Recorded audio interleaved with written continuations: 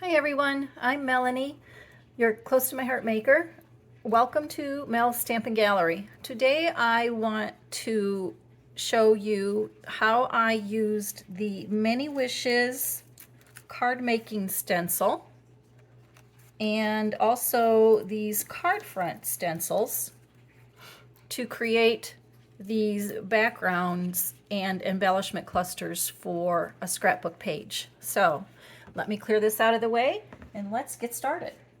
The first thing I want to do is start with my piece of White Daisy cardstock, and I'm just starting with a 12 by 12 sheet. If I want to cut that down later, I can, but I just want to go ahead and start with the card making stencil, the floral image, and I'm just going to pick a very light, subtle pink color. One of the colors I would suggest would be Ballerina.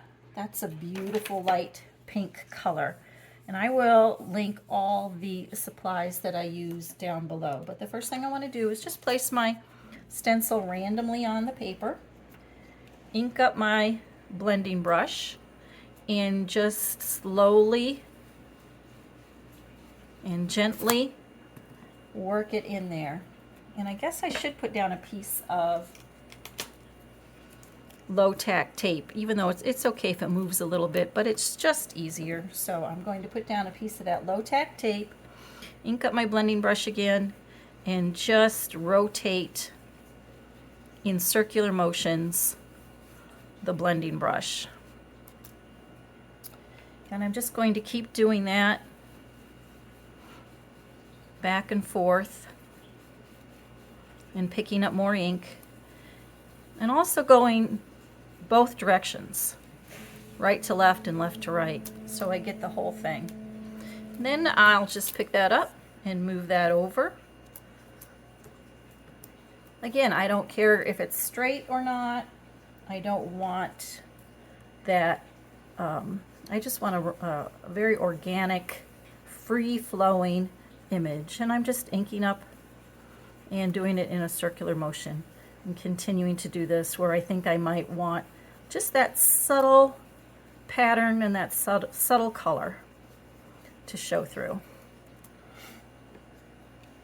I think I might want a little bit more right there.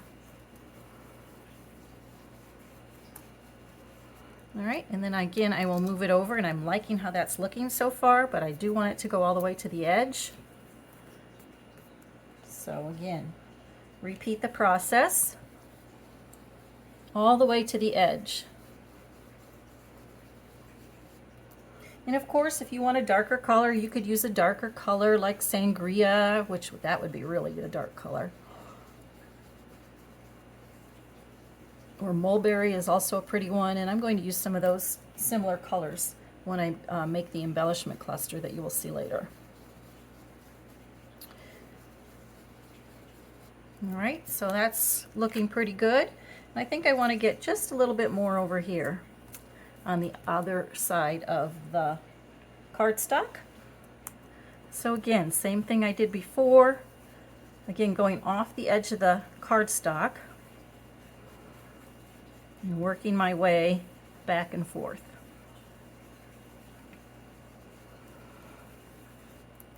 Okay, that looks pretty good. I just wanted a little border across the middle, if you will. So the next part of the stenciling, the next stencil I said I was going to use, was also from the card baking pack. And this one has different sayings on it, and this one's about love. The other two say, one says thank you, it's all thank yous, and the other one is hellos. So I'm using a texture paste that is no longer available, but I will link down below, so make sure you look at the description box for the products that I would recommend that would go along with this. And also you want to get a piece of your low tack tape on that as well. Again, I want to take this kind of off the edge. I'm going to follow going along the middle of my paper again. Excuse my hand in the way there. And then you take your palette knife. Like I said, this is a Texture Luxe paste. And I don't really want a whole lot, so I'll just scrape up a little bit. I can always get a little bit more. And I'm just going to scrape it right over the inked image that I put on there already. I do want a little bit more. If you want more of a flat image, you scrape most of it away. If you want it to be raised a little bit, you leave a little bit of extra there. But I want it to be fairly flat. But again, I don't want those perfect edges on the edge of my border. Just want it to look like it's coming in from the top and bottom. I'm scraping that down as I go. Then again, I will pick up the stencil and move it over a little bit. I'll go ahead and do this other side, and I'll do the middle part later when it's dry. But again, coming over, scraping it along the top and the bottom. I do love how that has like a pearlescence shine to it. Okay, so that's looking pretty good. That's about all I want to do on that for now. So I'm going to put that aside, lift up my stencil, and that's as much as I want. And I will do the middle part. If I do it now, though, because it's not dry, it will smush it, and I don't want to smush it up. All right, so I'm going to put these away and clean off my materials, and I will be right back. All right, so the next thing I wanted to show you was how I made this embellishment cluster using the 2 stencils from the Many Wishes card making set. So the first thing I do is put down, and again, since I'm going to fussy cut this, it's okay if I just place it randomly on just a piece of white daisy cardstock. It's just a scrap. But I am putting down the pink low-tack tape, and I am going to start with one of my darker colors, and this would be a Sangria-like color. If I was doing close to my heart colors, I would use a Sangria. And I've inked up my dauber, and I'm going to go off on my pad over here on the side, because that Sangria is very dark and it's coming off very dark, and I don't want a whole lot, even though I do want a dark center. And I'm using a sponge dauber. I'm just going around the center, and even inking it off, it did come out quite dark, but that's okay because I'm going to go over it with some other colors. All right, so that's all I want on that one. So put that away, and I will get a lighter color, which a nice color for the lighter shade would be a mulberry color. Of course, you can use any colors you want. These are just the colors that happen to go with the layout that I was using. So I'm going to use my blending brush, pick up some of that color, and go over what I just did. And that will help blend it even further and not look so stark. And I think I'll pick up even a little bit more and go out, starting from the center and going to the outer edges. And that's looking pretty good right now. So I'll put that aside, put my ink away, and then I'll go with my very lightest color, which would be Ballerina. Ballerina would look very nice with these colors. So I'm going to take my blending brush with the Ballerina. I just kind of want to go off on my scratch paper to make sure I don't have any of that darker color on there. And that looks pretty good. So I'll get the light Ballerina color, and this time I'm going off the stencil and coming into the flower. Whoops. Nice thing about that is I can just line it right back up. And pick up some more color. Again, going into the flower, I think this time. Back and forth.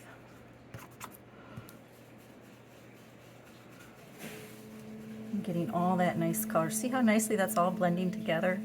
And when I do the final step, of putting the Distress Oxide on top of it. That will even make it blend even better. So we're getting that light color again into the center of those flowers, going all around. Okay, so there's that. The next part would be to use the leaf portion. And this is meant to line up on the flowers. So you just have to look at where the images align and put them where you want them. I think I have it upside down. Okay, so you just line your leaf image up with the flower underneath of it. Put down your low tack tape so it doesn't move around. I'm going to grab some low tack tape over here. I'm going to put some down right here.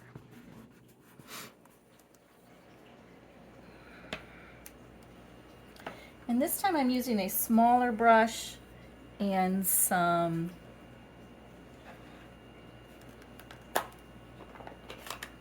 light green. In this case would be a sage color. Again, inking up my brush, bringing it in, and this time I'm going to start from the outside. This is the lighter color I'm going to be using. From the outside of the leaves, bringing it in that circular motion. You always want to do the circular motion. Remember back in the day when we did the stenciling on our walls, you did a pouncing motion? Well, this is different than that. You don't want to do the pouncing, because it won't blend as nicely as it does like this. All right, so that's looking pretty good.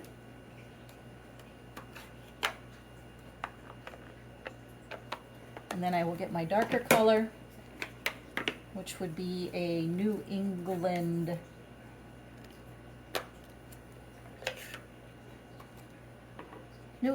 Ivy. I'm sorry, excuse me, New England Ivy.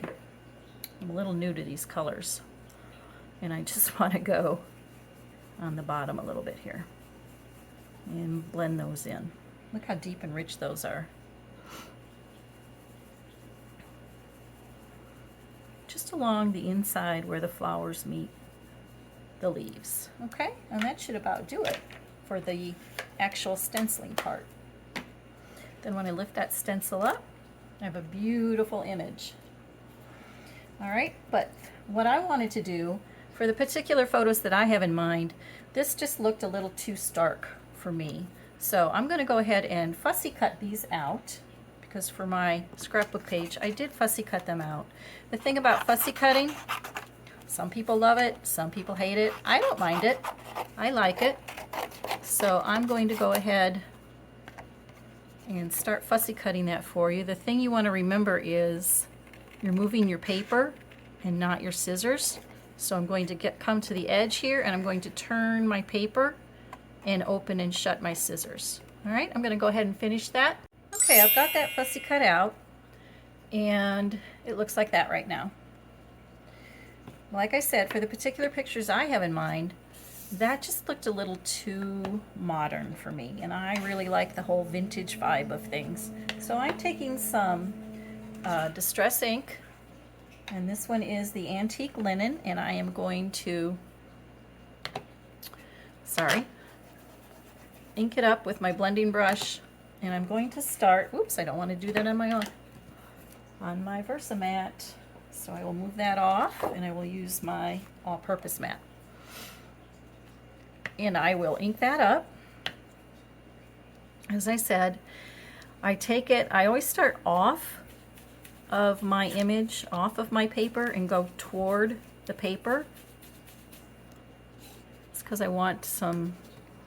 don't want that harsh line on the outside again, those harsh colors. I just want it to be subtle. And you notice how it's folding over? That's what I want. I want it to do that, so I'm okay with that. And I'm just taking and coloring, or excuse me, sponging the entire image. I want to do the entire image with this Antique Linen. And again, I like that distressed edge on the side, on the edges, so that when the flowers edges are popping up, that's okay. I like that. I might even go back with a distressing tool and add some more distressing to it. Okay, so you get the idea. I'm just going on the inside there. See how that softened up those colors? Can you see that? It's really softened up those colors and made them so romantic looking. And that's kind of what I'm going for too, because this is going to be on a wedding page. All right, so now that I've got that done, the next thing I want to do, because I'm never happy with the simple, I always have to step it up a little bit. But can you see how soft that's looking? I'm going to take, and because these are distress inks, oxide inks, they're water soluble. So I'll just take a little bit of water and a paintbrush and simply flick some water on there, get a little bit more, and pretty soon you'll start to see the ink react with the water droplets. And it kind of looks like almost dew on the flowers. And I'm seeing that already start to happen. I'll bring that up closer so you can see that. I hope you can see. Can you see that in there? The little droplets. Looks like dew. Okay, so that's all I need for that. Now I'm going to go ahead and I want to clean this up. I'll wipe that up and get this out of the way, bring this out of the way, and I'll bring back in my embellishment pieces so you can see them, and the background page that I started here. Now, the thing about that texture paste is you do need to let that dry for a little bit. It doesn't have to be overnight. I found that it dried within an hour or so. So you should be all right in about an hour then to start building your page. So those are the embellishments and things that I want to get started with. Let me bring in the actual scrapbook page that I made with those techniques. So here is the scrapbook page I made of my lovely granddaughter. She was a flower girl in my son's wedding last year, so I thought flowers, flower girl, perfect. But you see, I did the whole border here with the stencil.